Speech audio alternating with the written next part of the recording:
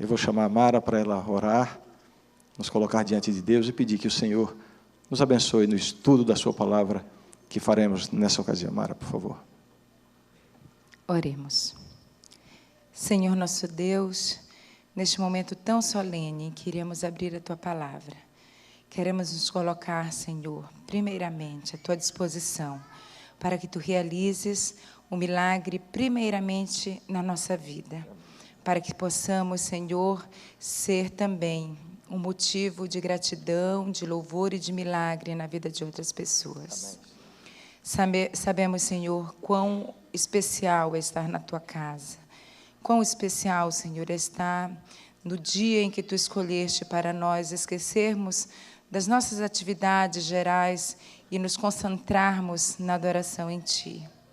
E é por isso que nós, neste momento, com humildade e com devoção, entregamos o nosso coração a Ti, para que Tu o transforme em um coração cada dia mais semelhante ao coração de Cristo. Dá-nos paz neste momento, e sabedoria e discernimento. E é em nome de Cristo que te oramos. Amém, Senhor. Amém. Por favor, abra a sua Bíblia no Evangelho de São Mateus. São Mateus, capítulo 17.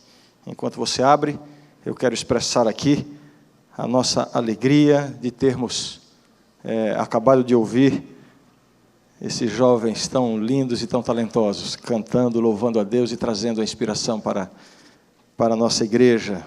Agradecemos ao maestro, pastor Jader, ao Halley e todos aqueles que estão participando da parte musical, que certamente traz muita inspiração para todos nós.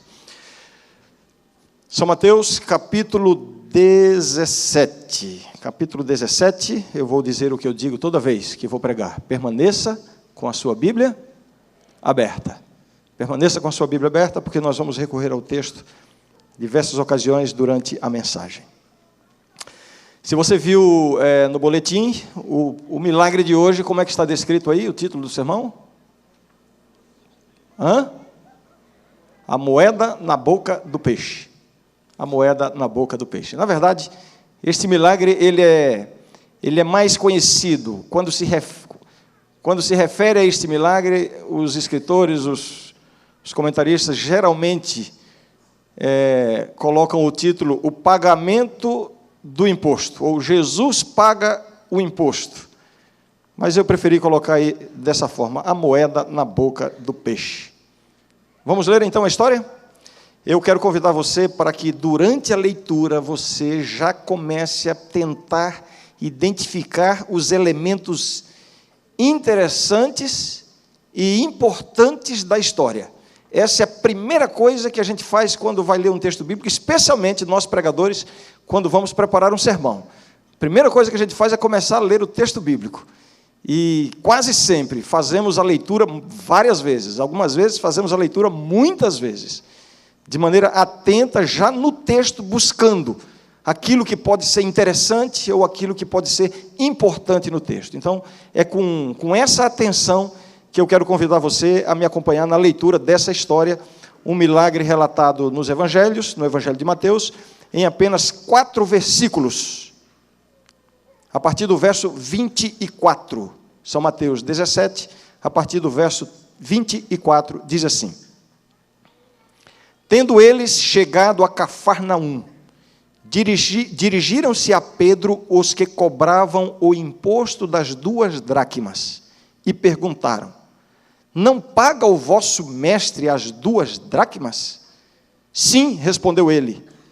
Ao entrar Pedro em casa, Jesus se lhe antecipou, dizendo: Simão, que te parece? De quem cobram os reis da terra impostos ou tributo? Dos seus filhos ou dos estranhos? Respondendo Pedro: Dos estranhos. Jesus lhe disse: Logo, estão isentos os filhos. Mas, para que não os escandalizemos, vai ao mar, lança o anzol, e o primeiro peixe que fisgar, tira-o. E abrindo-lhe a boca, acharás um estáter. Toma-o e entrega-lhes por mim, e por ti. Amém?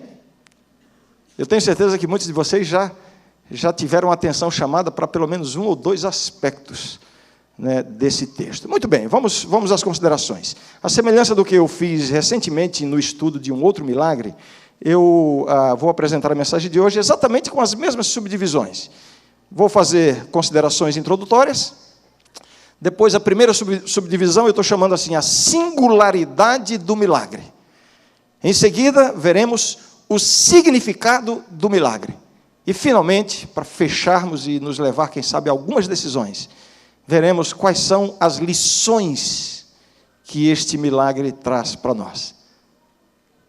Na sua mente, portanto, considerações introdutórias, depois a singularidade do milagre, o significado do milagre e, finalmente, as lições do milagre.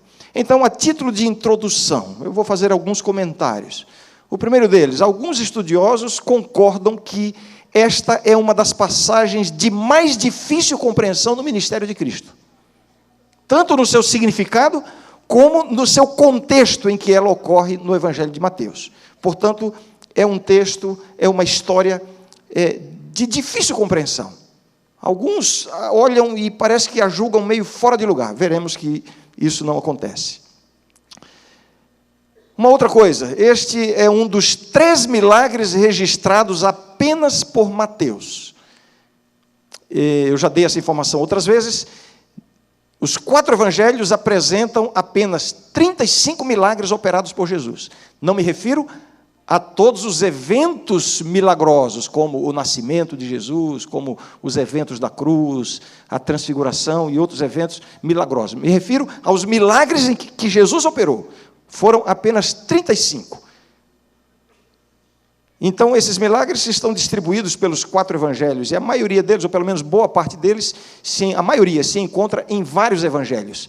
No entanto, São Mateus tem essa peculiaridade. Existem 3 desses 35 milagres que estão relatados apenas em Mateus. Este aqui é o terceiro deles. Os outros 2 estão no capítulo 9, a cura dos 2 cegos e a cura do mudo endemoniado. Outra coisa interessante que eu apresento a título de introdução ainda é a participação ou a menção a Pedro e ao mar.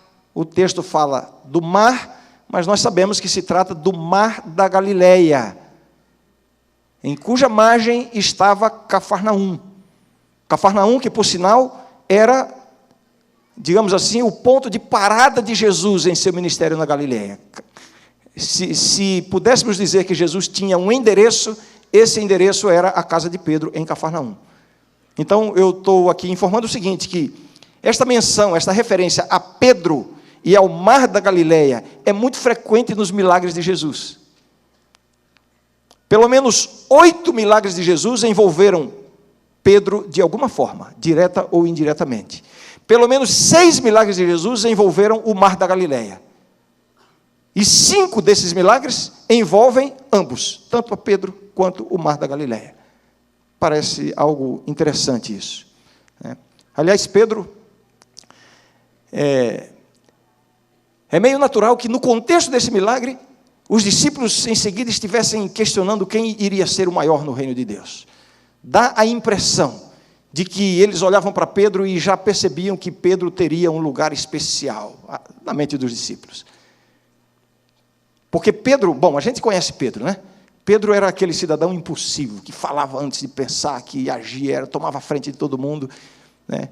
E de forma interessante, existem 5 milagres que beneficiaram Pedro diretamente. É muito, não? 4 deles nos evangelhos e 1 no livro de Atos. Vou citá-los. A cura da sogra de Pedro, bom, alguns questionam se esse milagre realmente o beneficiou, né? Mas o envolve diretamente. A cura da sogra de Pedro, né? Teria sido por isso que Pedro negou Jesus? Não creio. A pesca maravilhosa, a primeira pesca maravilhosa, Pedro andou sobre o mar. Jesus restabeleceu a orelha de Malco, lembra? O soldado cuja orelha foi cortada por Pedro, E ontem, na pregação do pastor Emilson, ele questionou, será que Pedro errou a pontaria? Provavelmente sim, provavelmente ele não queria cortar apenas a orelha. E Jesus restabeleceu. E no livro de Atos, no capítulo 12, nós vemos Pedro sendo liberto milagrosamente da prisão. 5 milagres envolvendo, beneficiando diretamente a Pedro. Então, este daqui é um deles, um dos que mais se destaca dentro desse contexto. Agora, a singularidade do milagre. Eu tenho dito aqui outras vezes o seguinte, que Jesus operou, nós não temos ideia de quantos milagres Jesus operou quando esteve aqui. Centenas, milhares, não sabemos. Existem algumas declarações nos evangelhos que dizem mais ou menos assim, e curava todos que vinham a ele. Imagine só, quantos milagres Jesus operou, quantas, não sabemos. O fato de os evangelhos relatarem apenas 35 já nos revela que cada um desses 35 foi muito bem selecionado.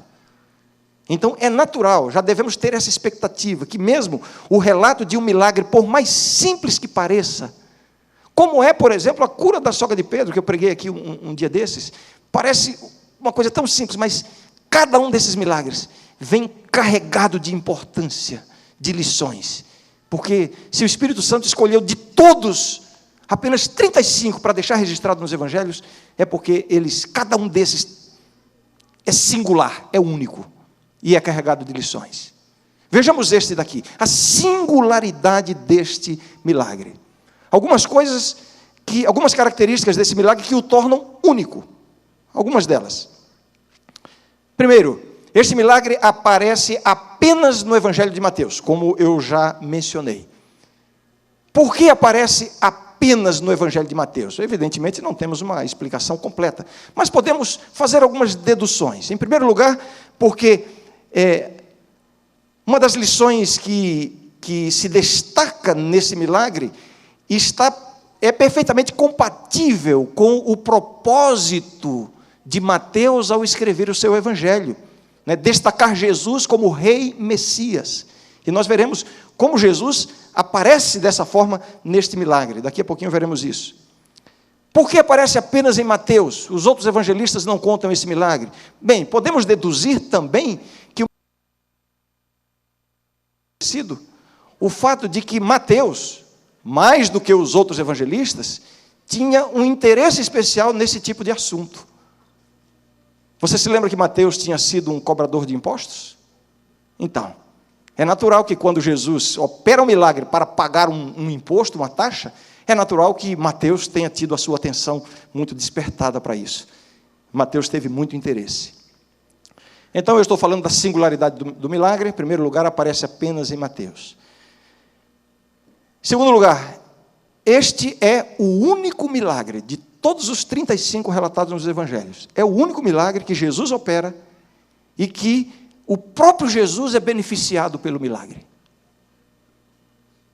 Porque quando ele diz a Pedro, vai lá e tira da boca do peixe o estáter e paga lá a taxa do templo, por mim e por ti.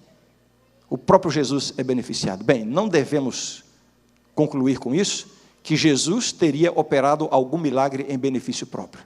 Aliás, sabemos claramente que Jesus jamais usou o seu poder divino enquanto esteve aqui, em benefício próprio.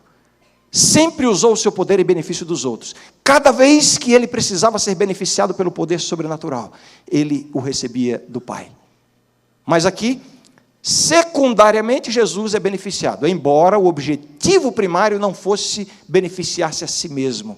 Ele queria beneficiar, em primeiro lugar, a quem? Em primeiro lugar, a quem? Veja, você está com a Bíblia aberta, né? Verso 27. Mas, para que não os escandalizemos, Jesus estava preocupado com os cobradores de impostos, e talvez com as outras pessoas, talvez os outros discípulos, em relação ao resultado disso aqui. Por isso Jesus opera o milagre, em benefício dos outros, mas de alguma forma ele também é beneficiado, porque a sua própria taxa do templo foi paga, e este é o único milagre em que Jesus sai de alguma forma beneficiado. Terceiro aspecto que torna este milagre singular. Este é o único milagre de Jesus envolvendo dinheiro.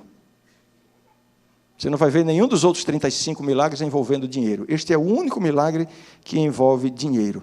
E talvez essa seja mais uma razão porque Mateus se interessou por essa história. Você sabe, como eu já disse, Mateus, como um publicano, um cobrador de impostos, ele certamente tinha uma atenção especial ou foi tocado por esse milagre. Quarta característica que torna esse milagre singular. Este é o único milagre de Jesus envolvendo um único peixe. Parece curioso isso, não? De todos os milagres de Jesus, 5 deles envolvem peixes. Você se lembra de alguns deles? Eu já citei aqui a pesca maravilhosa, a multiplicação dos pães e peixes, a primeira multiplicação, a segunda, vários, são 5 milagres envolvendo peixes, esse é um deles, só que esse é o único que envolve apenas um peixe, não fala de peixes, um peixe. Quinta característica que torna esse milagre singular, esta é a única pesca com anzol relatada nos evangelhos. Quem gosta de pescar aqui? Deve ter muita gente, né? Eu sugiro que você nunca me convide para pescar, porque eu gosto mesmo de nadar no rio. Então, quando eu vou pescar com alguém, eu mais atrapalho do que ajudo. Enquanto o indivíduo está tentando pescar o peixe, eu estou nadando aqui. Então, não sou o melhor companheiro para pescar. Os discípulos de Jesus, aqueles que eram pescadores profissionais, eles pescavam de forma profissional. Imaginem Pedro, um pescador de reputação, sair para pescar com uma varinha com um anzol na ponta. Essa é a única vez que há uma referência a alguém pescando com anzol nos evangelhos. E eu coloquei aqui como sexta característica que torna este milagre singular. Aliás, enquanto eu preparava essa mensagem, e ontem à tarde eu estava debruçado no texto, fazendo anotações, e já tinha muita coisa anotada, quando de repente me deparei com este fato, e confesso que a minha primeira reação foi de certa frustração. Por que o texto fez isso comigo agora? Puxa, o primeiro pensamento que me veio, depois de já haver trabalhado horas de pesquisa, eu pensei, se eu tivesse notado isso antes, eu teria escolhido outro texto. E trabalharia nesse com calma em outra ocasião. Este é o único relato de milagre de Jesus em que o milagre em si não é contado. Você percebeu isso? Tem gente que está pensando, mas como é que o milagre não é contado se a gente acabou? Leia de novo o texto. O milagre não é contado. Vamos ler somente o verso 27. Como é que diz aí? Mas, para que não os escandalizemos, vai ao mar, lança o anzol, e o primeiro peixe que fisgar, tira-o, e abrindo-lhe a boca, acharás um estáter. Toma-o e entrega-lhes por mim e por ti. Faltou o verso 28. E então eu tomei a liberdade de escrever o verso 28. Ficou meio longo, é verdade. Talvez fosse o 28 e 29, mas eu vou dizer que é o verso 28. Se você quiser anotar, depois você pega a gravação do DVD e anota na sua Bíblia, porque faltou o verso 28. Jesus disse para Pedro, Pedro, vai lá e faz isso. Nos outros milagres, o milagre é contado. E disse ao paralítico, levanta, toma o teu leite e anda. E o paralítico levantou, tomou o leite e saiu andando. O milagre é contado. Lázaro, vem para fora. E Lázaro saiu. O milagre é contado. Mas aqui Jesus diz, Pedro, vai lá, lança o anzol, o primeiro peixe que vai ter uma moeda, arranca e paga. E não conta o milagre. Aí eu escrevi o verso 28 que está faltando aqui, né? Verso 28. Então Pedro, tomando sua vara de pescar, foi para o mar. E tendo lançado a linha, um peixe imediatamente fisgou o anzol. Pedro tomando-o... Não, escrevi errado. Não é que ficou com o sentido duplo aqui. Tomando-o pela mão, quer dizer, a mão de Pedro, não era a mão do peixe, né? Tomando-o pela mão e abrindo-lhe a boca, tirou uma moeda. Assim foi alegremente e pagou o imposto do templo, por si mesmo e por Jesus. Quer que eu repita para você escrever o verso 28 que faltou? Aí coloca assim, dá o crédito aí, né? Ranieri Salles. Quem sabe vai ser incluído na Bíblia, né? Só que esse verso 28 nunca foi escrito. E aí eu me deparo com isso. A história de um milagre que não conta um milagre. Parece bem interessante. Mas isso me levou a pensar, por que Mateus não contou o milagre? Sabe por quê? Eu só tenho uma resposta. Porque não precisava contar. Para Jesus, falar e fazer são a mesma coisa. Quando Jesus fala, acontece. Não precisa nem dizer. Contar o milagre é uma redundância no caso de Jesus. Porque Jesus tem palavra. E a palavra de Jesus tem poder. E quando Jesus dá uma ordem, Ele capacita o recebedor da ordem para obedecer a ordem. Portanto, foi desnecessário contar o milagre. E podemos crer de todo o coração que o milagre aconteceu. Quando Jesus fala, Ele cumpre. Está aqui um milagre singular, não? Vamos ver agora algumas coisas que nos ajudarão a entender o significado desse milagre. Algumas informações aqui que são importantes para a gente poder entender, né? Eu tenho aqui anotado aqui algumas delas, né? As que eu pude identificar, enfim. Vamos falar um pouquinho sobre o imposto das 2 dracmas, né? Verso 24, tendo ele chegado a Cafarnaum, dirigiram-se a Pedro os que cobravam o imposto das 2 dracmas. Bem, esses cobradores de impostos não eram publicanos, como havia sido Mateus. Os publicanos trabalhavam para o governo romano, para o Império Romano, cobrando impostos. Nesse caso aqui, não se trata de um imposto civil, era um imposto religioso. O imposto das 2 dracmas era uma taxa que todo homem judeu de 20 anos para cima deveria pagar anualmente para os serviços do templo. É esse o imposto das 2 dracmas. Quanto valia, ou quanto valiam essas 2 dracmas? Esse valor equivalia a um dia de trabalho de um camponês. E aqui ressalta aos nossos olhos, nesse texto, a extrema pobreza de Jesus. Jesus não tinha sequer à sua disposição a diária, o valor da diária de um camponês. E por que eu sei que ele não tinha? Porque se ele tivesse, ele não teria operado o milagre. Jesus nunca operou um milagre sem necessidade. Jesus não desperdiça poder. A extrema pobreza de Jesus. Aliás, você pode ler os 4 evangelhos e você jamais vai ver Jesus lidando com dinheiro, ele pessoalmente. Interessante isso. Isso já deve trazer para nós, especialmente nós, que somos líderes religiosos, algumas lições para a nossa vida. Outra coisa, não existia uma moeda no valor específico de 2 dracmas. Por isso, era comum os judeus eles se juntarem 2 e com uma moeda chamada stater, que valia 4 dracmas. 2 se juntavam e pagavam o imposto de uma vez pelos 2. E foi isso que Jesus fez aqui.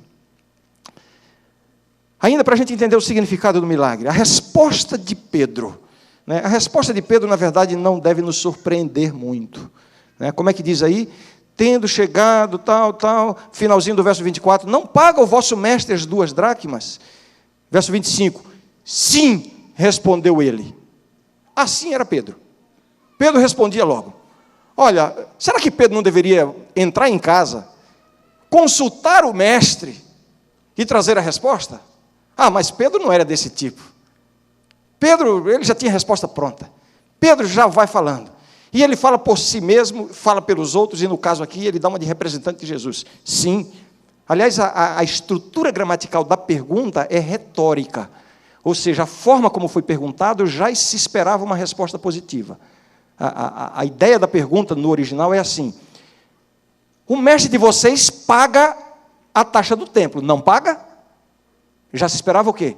Uma resposta positiva. Então Pedro responde sem consultar. Por quê?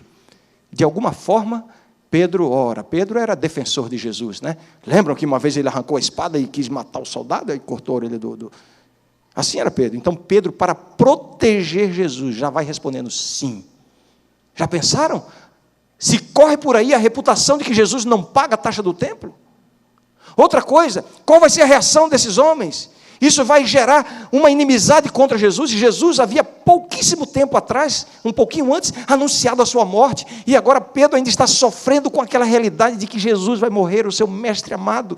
Agora Pedro quer fazer tudo para não precipitar o momento da morte de Cristo. E aí Pedro mais uma vez age tentando proteger Jesus.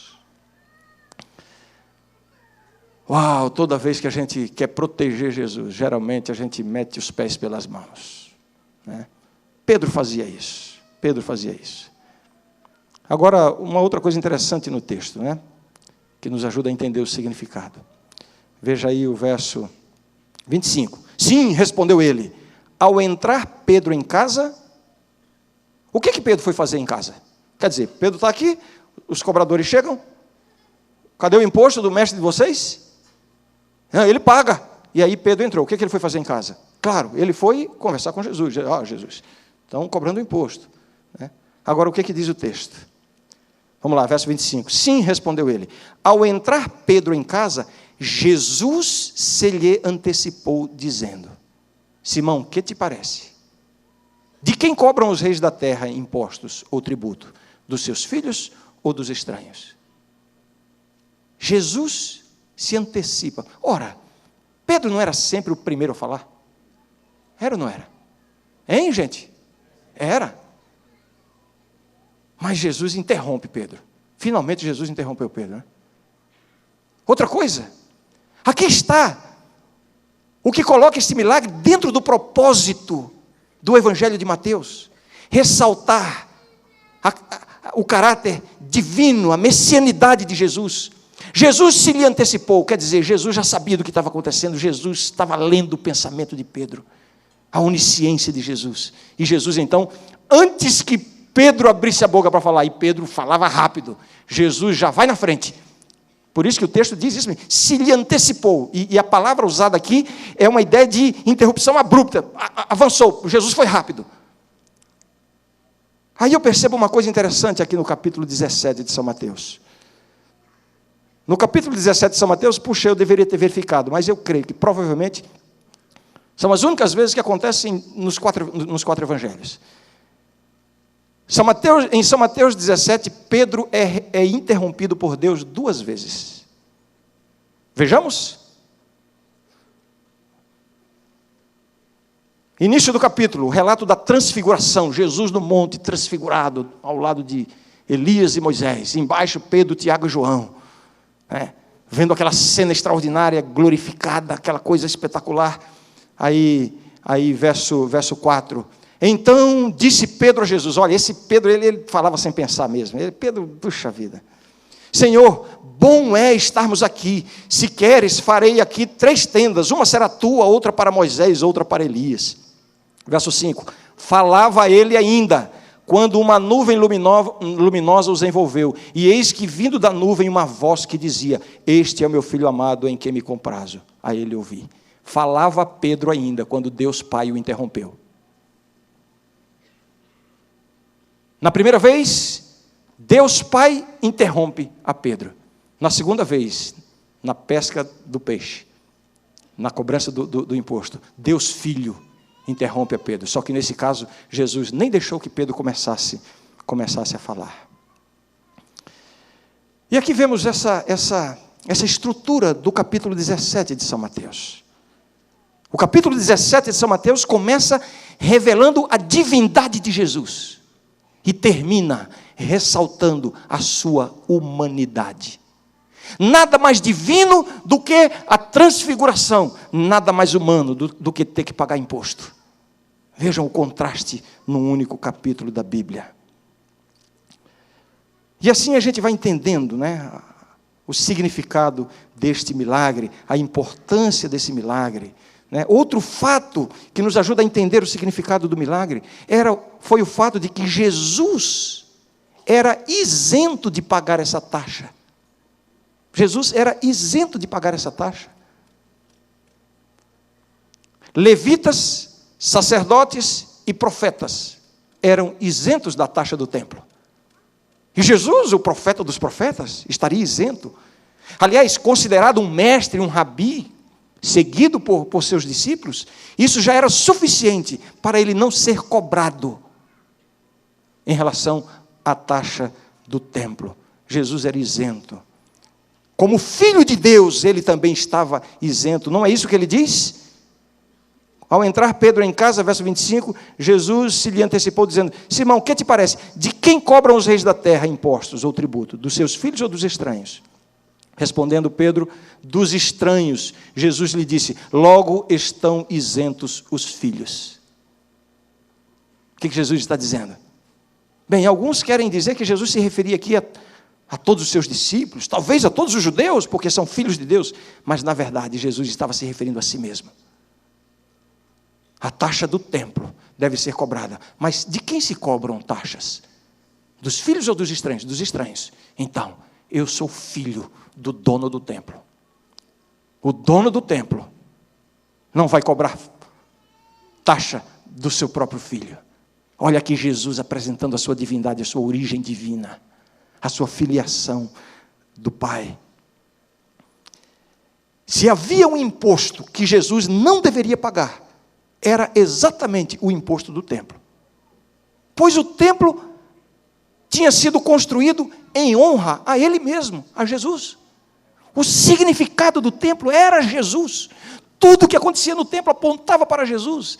Portanto, Jesus, claro que ele não deveria pagar, não poderia, não teria que pagar essa taxa, ele estava isento. E como isso ressalta a atitude de Jesus, de se submeter a isso. Jesus opera o milagre aqui, para sair de um dilema. Qual é o dilema em que Jesus está? Bem, pagar o imposto significaria admitir que não era profeta ou enviado por Deus. Não pagar o imposto indicaria deslealdade ao templo e seus serviços. E então Jesus paga da forma como pagou. E fazendo como ele fez, ele resolve o dilema. Por um lado, ele é leal ao templo. E por outro lado, através do milagre, ele revela a sua origem divina. Que sabedoria, né? Agora, a última consideração em relação ao significado do milagre. Então, vou finalizar com as lições do milagre. A última consideração que eu coloquei aqui. Onde está o milagre nessa história? Não me refiro apenas à ausência do relato, mas considerando como aconteceu no verso 27. Onde está o milagre nessa história? Qual é o aspecto milagroso do evento?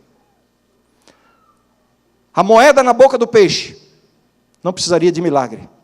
Existem muitos relatos históricos que revelam que é comum até hoje se encontrar moeda em boca de peixe. Ou não moeda especificamente, mas objetos brilhantes. Os peixes, como é que se diz?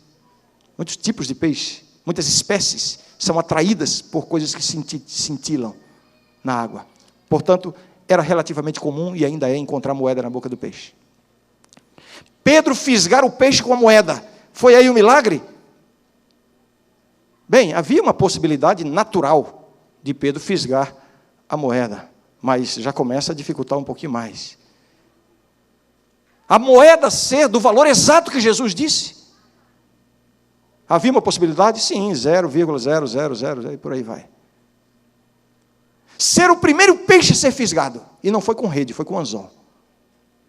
Onde é que está? Alguém depois calcule aí pelas leis da probabilidade, onde é que está aí. Mas onde é que está o milagre? O milagre está na conjunção desses fatores. Aqui nós vemos certamente a presciência de Jesus, aliada à sua onipotência. Jesus não apenas sabia que aquele peixe, naquele lugar, naquele momento, com a moeda na boca, daquele valor, seria o primeiro a fisgar. Não é possível que tudo isso tenha acontecido ao mesmo tempo. Jesus tem completo controle sobre a natureza. Aqui vemos o poder de Deus. Um peixe com uma moeda no lugar exato. Pedro fisgar esse peixe, ser o primeiro a ser fisgado, a moeda no valor exato. Aí eu me lembro de Paulo dizendo: todas as coisas cooperam juntamente para o bem daqueles que amam a Deus. Você está vivendo um problema difícil na sua vida, não tem solução, Está tão difícil, eu não tenho isso daí, minha vida virou um quebra-cabeça, minha vida virou um labirinto, não tem saída. Como Deus tem controle sobre todas as situações da vida. E Ele é capaz de fazer com que um peixe com uma moeda naquele valor exato esteja daquele lado do mar, naquele momento, e seja o primeiro a fisgar. Aconteceu com Pedro e pode acontecer com você também. Quais são as lições desse milagre? Eu estou com receio de que eu tenha demorado muito nas partes anteriores do sermão. Mas eu quero convidar agora a sua completa atenção e seu completo interesse nessa parte que certamente é o objetivo de tudo que eu falei antes.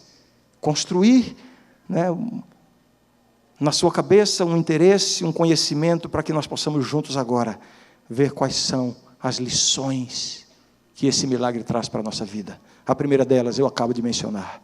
Deus tem o controle sobre todas as circunstâncias da vida. Ele pode fazer o peixe com a moeda na boca. A gente nem precisa querer pensar que Jesus criou aquele peixe, que botou a moeda, não, nada. Mas Deus pôde levar aquele peixe na hora certa, no momento certo, o valor exato, ser o primeiro. Deus tem o controle sobre tudo. Nada na sua vida foge ao controle de Deus. Viu, Luiz? Nada na sua vida foge ao controle de Deus. Ele está acompanhando tudo. Nada. Muitas coisas fogem ao nosso controle.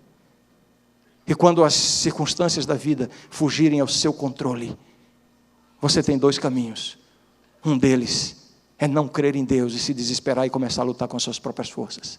O outro deles é você crer que, embora você haja perdido o controle, Deus mantém absoluto controle sobre todas as circunstâncias que envolvem você.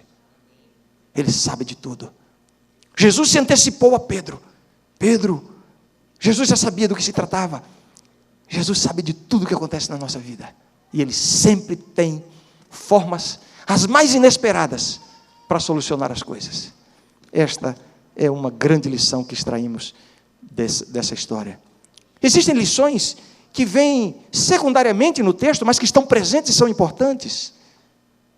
Eu diria que a atitude de Jesus, a maneira como Jesus agiu, como Jesus fez aqui, nos revela que o cristão deve ser fiel em suas obrigações financeiras com o governo e com a igreja. Jesus estava isento dessa taxa, mas Ele paga essa taxa. E esse é um exemplo para nós. No capítulo 22, Jesus diz: dai a César o que é de César, dai a Deus o que é de Deus. O que pertence a César deve ser dado a César. As obrigações financeiras com o governo. E aqui, nesse milagre, Jesus nos mostra as nossas obrigações financeiras para com a igreja. O imposto do templo. E vejam, não se deixe seduzir por essa argumentação diabólica de que o uso que fazem do dinheiro, seja o governo ou seja a igreja, é que vai determinar se eu serei fiel ou não. Veja o exemplo de Jesus. Um pouco antes, Jesus tinha dito, se referindo aos serviços do templo e ao templo, covil de salteadores, bando de ladrões. Apesar disso, Jesus está aqui pagando a taxa. É um exemplo para nós. Irmãos, isso se aplica à nossa atitude em relação ao governo e à igreja. Não é da nossa alçada, especialmente em relação a esse assunto, tomar decisões baseadas na nossa observação e no nosso julgamento. Devemos agir seguindo o modelo de Jesus. Não importa se fazem mau uso do dinheiro. O próprio Jesus revelou que isso não importa. Isso se aplica hoje em relação aos dízimos, às ofertas e a todas as nossas obrigações com o governo e com a igreja. Essa é uma lição que está no milagre. Outra lição que a gente tira desse milagre: o milagre de Deus não dispensa o esforço humano. Qual foi o milagre? A conjunção de fatores: o peixe, a moeda na boca do peixe, a moeda no valor certo, o peixe está naquele lugar, ser o primeiro a ser fisgado. Uma conjunção de fatores. Aí está o milagre. Mas Jesus poderia ter feito o serviço completo. Jesus poderia ter feito assim, ó, Pedro, e apareceria um peixe na sua mão, já com a boca aberta, com a moeda na língua. Poderia ou não poderia? Poderia. Mas Jesus faz o que Pedro não pode fazer. E só isso. Ou seja, meus amigos, meus irmãos, o milagre de Deus não dispensa o esforço humano. Você está precisando de um milagre? Peça o milagre, busca o milagre, mas vá para o mar pescar. Entendeu? Faça a sua parte. Em todos os aspectos da nossa vida. Um dia desses, um rapaz chega para mim, aliás, esse tipo de conversa não é incomum na vida de um pastor, especialmente no ambiente estudantil, com tantos jovens. Pastor, eu tive uma grande frustração com uma ex-namorada, e olha, esse assunto de casamento, de namoro e tal. Então é o seguinte, agora eu não posso errar mais. Então eu decidi de agora por diante, não procurar nenhuma namorada. Eu só estou orando e pedindo que Deus envie. Está aí. E eu disse para ele, meu amigo, ore a Deus, mas vá pescar. O peixe com a moeda na boca não vai cair do céu. Você tem que ir lá e fisgar o peixe. Não, fisgar não, pega mal, né? Tem que fazer a sua parte. O milagre de Deus não dispensa o esforço humano. Deus faz o que nós não podemos fazer. Deus faz o que nós não podemos fazer. Agora, faça aplicação disso, eu não preciso me delongar mais falando sobre isso. Faça aplicação disso aos aspectos da sua vida. Você está precisando melhorar suas notas na escola? Está indo mal nos estudos? Ore a Deus, porque a Bíblia diz, se você orar, Deus dá sabedoria. Agora vai estudar. Sabedoria não vem do céu, assim, vá pescar, senão o peixe não aparece. Você está vivendo uma crise financeira, não tem solução, está devendo, cheque especial, cartão de crédito, conta para pagar, o colégio que não dá, quanta gente sofrendo com isso, né? Pastor, ora por mim. Sim, eu vou orar, mas você está fazendo o quê para ganhar dinheiro? Vá pescar, faça a sua parte. Deus fez o que Pedro não podia fazer, e só isso. O que Pedro podia fazer, ele teve que fazer. A última lição que eu quero destacar dessa história, e deixei por último, eu estou citando 4 lições, né? Deus tem o controle sobre todas as circunstâncias da vida. O cristão deve ser fiel em suas obrigações financeiras com o governo e com a igreja. Terceiro, o milagre de Deus não dispensa o esforço humano. E finalmente, eu não diria que seja mais importante, mas pelo menos foi a que mais me tocou, quando a gente começa a discernir o texto. Fique atento para o que eu vou falar de agora por diante. A nossa vida sempre deve ser uma bênção para as outras pessoas, mesmo quando os nossos direitos são prejudicados. Isso está presente aqui nesse milagre? Está. Jesus tinha o direito de não pagar essa taxa. Como um rabi, como um profeta, e acima de tudo, como filho de Deus. Ele mesmo disse Pedro. E por que ele disse isso a Pedro? Pouco antes, Pedro tinha feito a maior declaração de que Jesus era o Filho de Deus. Ninguém melhor para ouvir e saber do que Jesus estava falando. Pedro, de quem se cobra os impostos? Dos filhos ou dos estranhos? Dos estranhos. Então, eu sou filho, eu não preciso pagar. Jesus tinha o direito de não pagar. Mas ele diz, no verso 27, mas para que não os escandalizemos. A palavra usada aqui não se refere a uma pequena ofensa. A palavra usada aqui se refere a algo que chega a interferir na vida espiritual da outra pessoa. Essa palavra é usada algumas vezes nas epístolas. Então, se Jesus não pagasse, lançando mão do seu direito de filho de Deus, de mestre, de profeta, ele tinha o direito, mas se ele não pagasse, o evangelho seria prejudicado de alguma forma. Então Jesus abre mão dos seus direitos para abençoar as outras pessoas. Eu vou repetir. Nossa vida sempre deve ser uma bênção para as outras pessoas, mesmo quando nossos direitos são prejudicados. O cristão sempre enfrentará situações em que terá que abrir mão de seus direitos para abençoar a outra pessoa. Mas não é fácil, né? Não, mas foi ele que me ofendeu. Não, mas foi ele que começou. Não, mas eu estou no meu direito. Palavras que o diabo aprecia na boca de um cristão. Eu faço o que é certo e não me importo com o que pensam de mim. Autoria, Satanás. Você já fez essa citação alguma vez? Pois saiba o autor dela. Jesus nos ensina que nós devemos viver corretamente e nos importarmos, sim, com o que os outros pensam e como a nossa vida vai influenciar a vida de outras pessoas. Então, na próxima vez que você for se divertir em algum lugar ou de alguma forma, pense nisso. Da próxima vez que você for escolher a roupa que você vai usar, pense nisso.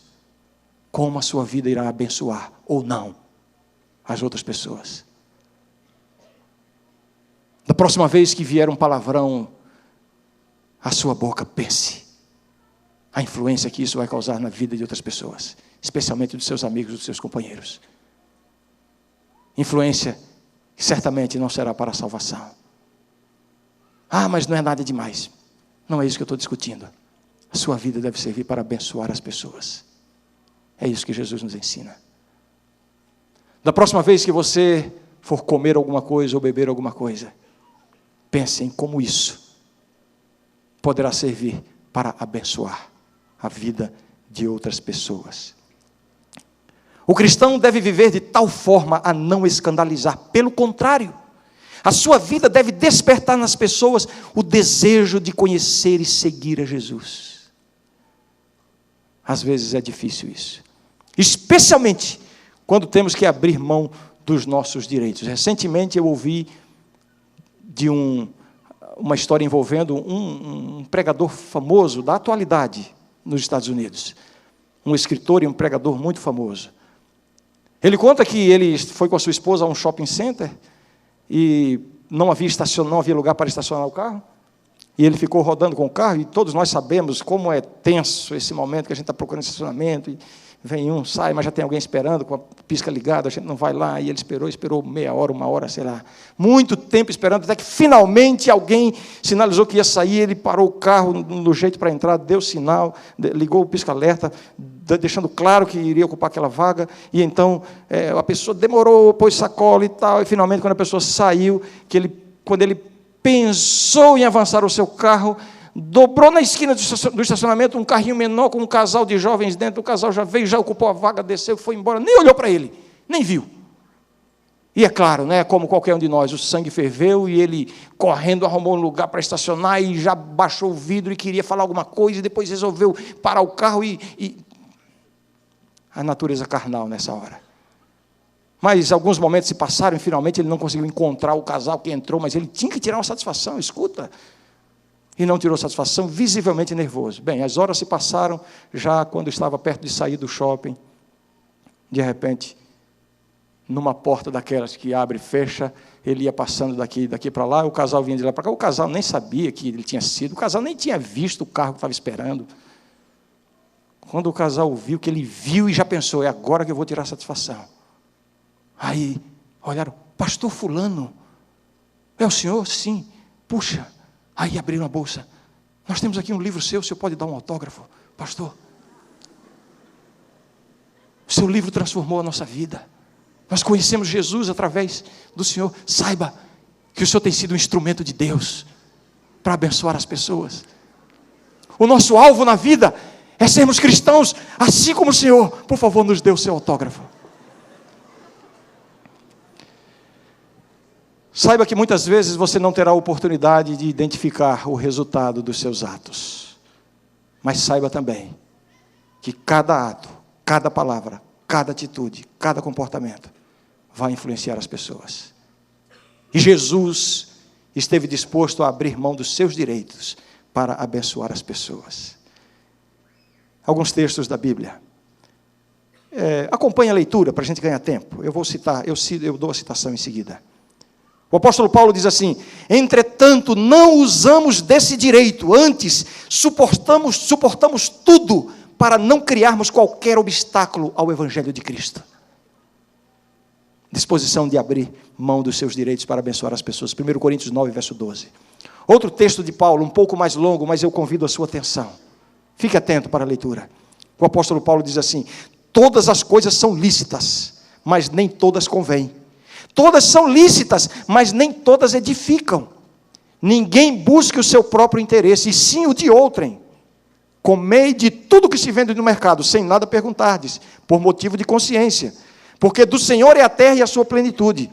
Se algum dentre os incrédulos vos convidar, e quiserdes ir, comei de tudo que for posto diante de vós, sem nada perguntardes, por motivo de consciência. Porém, se alguém vos disser, isto é coisa sacrificada a ídolo, não comais. Por causa daquele que vos advertiu, e por causa da consciência. Consciência, digo, não a tua propriamente, mas a do outro.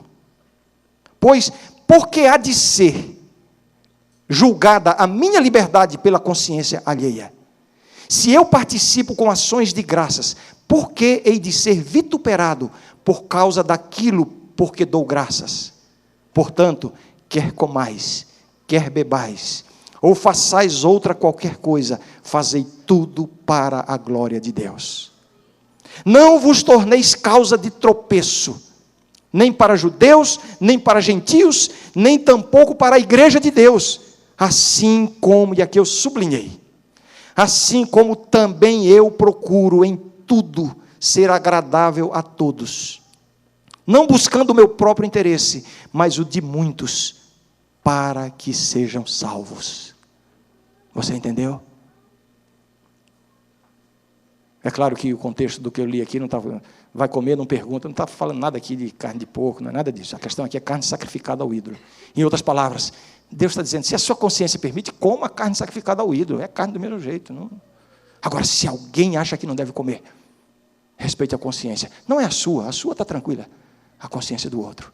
Não seja pedra de tropeço. É isso que Jesus fez aqui. Pedro, vai lá, tem uma moeda, paga por ti e por mim, para que não os escandalizemos. Abrir mão dos direitos para abençoar as outras pessoas.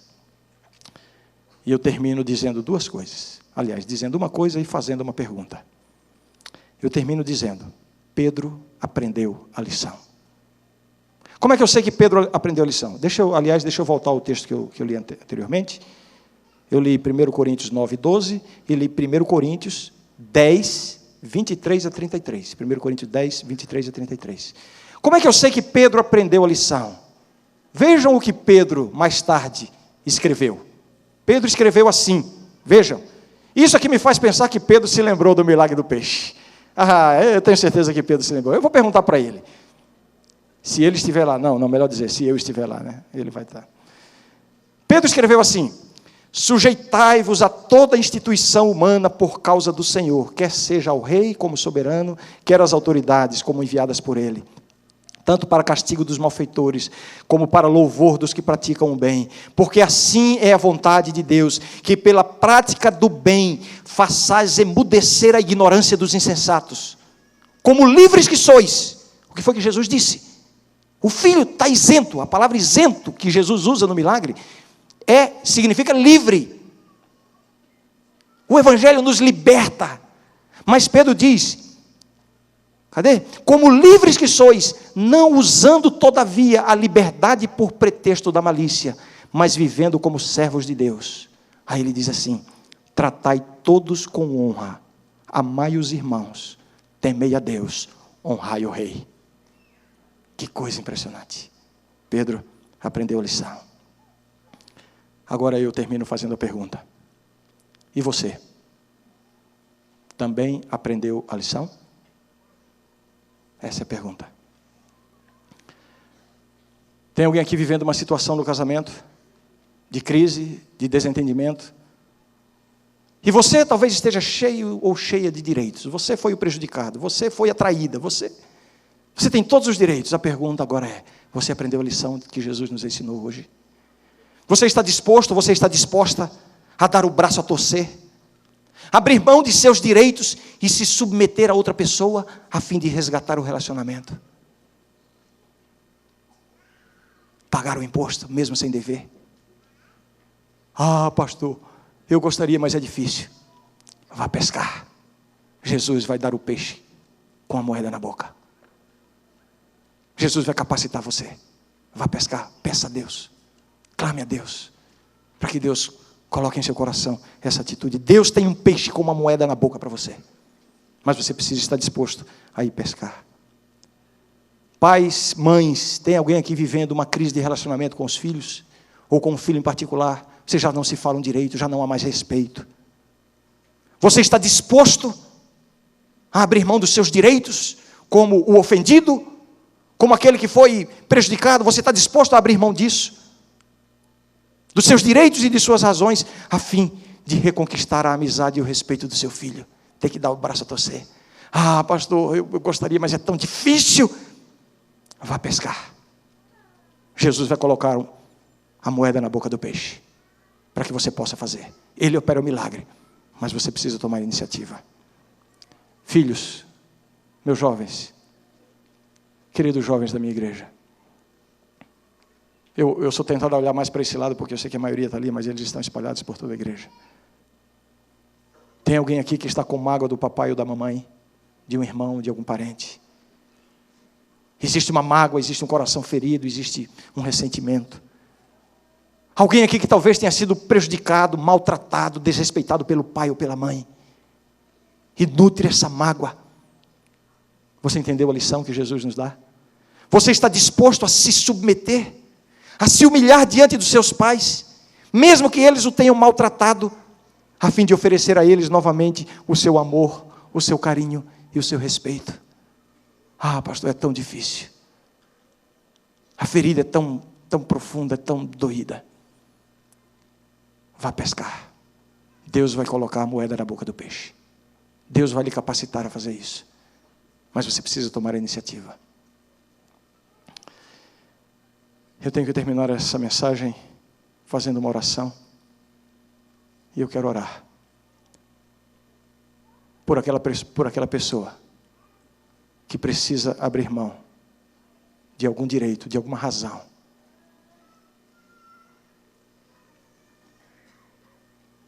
e conquistar a reconciliação de um relacionamento rompido. Alguém que tem uma mágoa no coração, um ressentimento, um desentendimento que ainda não foi resolvido. E mesmo você se sentindo prejudicado, mesmo você estando em seus direitos, eu quero perguntar: você não gostaria de obedecer à ordem de Jesus? Pedro, vai pescar que eu vou colocar uma moeda na boca do peixe. Eu vou te dar essa bênção. Eu vou possibilitar você a pagar o imposto. Eu vou possibilitar você a perdoar. Eu vou lhe dar condições de vencer essa mágoa, de vencer esse ressentimento, de reconquistar a confiança, de restabelecer esse relacionamento. Será que tem alguém aqui que gostaria de vir aqui orar comigo, pedindo essa bênção? Senhor, me ajuda. Coloca no meu coração esse perdão. Quem é que vem aqui à frente comigo? Senhor, me ensina a viver para abençoar as pessoas. Senhor, me ensina a abrir mão dos meus direitos, das minhas razões. Ensina-me a me submeter. Ensina-me a me humilhar se preciso for, para o bem do Evangelho. Vem aqui à frente, esses que estão com uma luta. Eu não estou convidando a todos, eu estou me dirigindo àqueles que estão precisando dessa bênção, que estão precisando encontrar a moeda na boca de um peixe. Podem se aproximar mais aqui, por favor, por favor. Por favor. São Mateus não precisou descrever o milagre, porque é óbvio que quando Jesus anuncia o milagre, ele opera o milagre. Eu quero que você ouça o que eu estou falando aqui à frente, vocês que estão vindo. Deus já está capacitando você a resolver esse problema que trouxe você aqui. Saia daqui disposto e decidido a pagar a taxa, ou seja, a se humilhar, a se submeter, mesmo que você tenha direitos de não fazer isso, a buscar a reconciliação, a perdoar, a fazer um telefonema hoje. Alguns de vocês vão precisar telefonar para alguém hoje que está longe. Pai, me perdoa, mãe, me perdoa. Alguns de vocês vão precisar fazer um telefonema e falar: filho, me perdoa. Ah, pastor, mas é ele que tem que pedir perdão. Você não deve o imposto, mas Jesus está ensinando que você tem que pagar o imposto. Ah, eu não sei se vou conseguir. Deus vai colocar a moeda na boca do peixe. Você vai conseguir. Feche os seus olhos. Santo Deus, Queremos esse milagre em nossa vida, Senhor. Transforma o nosso coração. Dá-nos esta humildade que Jesus demonstrou. Dá-nos, Senhor, esta disposição, esta coragem de vivermos unicamente para abençoar as pessoas. Ainda que muitas vezes tenhamos prejuízos por isso, tenhamos os nossos direitos prejudicados, mas nós queremos seguir o exemplo de Cristo. Coloca, Senhor, em cada coração desses que vieram à frente, talvez outros que não vieram, mas estão com a mesma luta. Coloca em cada coração desses o perdão, a humildade, a iniciativa, a fim de que cada um encontre o milagre, encontre a moeda na boca do peixe. Em nome de Jesus nós pedimos agradecidos. Amém.